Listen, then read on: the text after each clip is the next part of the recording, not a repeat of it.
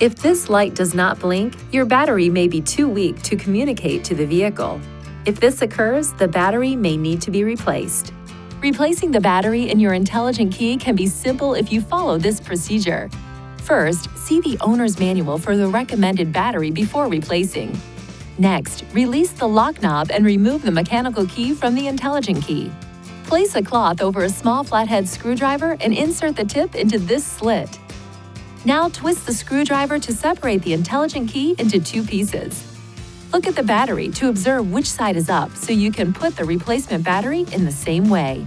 Ensure your hands are clean and free from oil and grease before touching anything inside the key fob. Carefully hold the new battery by the edges every time you pick it up. Remove the discharge battery while being careful not to touch the internal circuits or electrical terminals.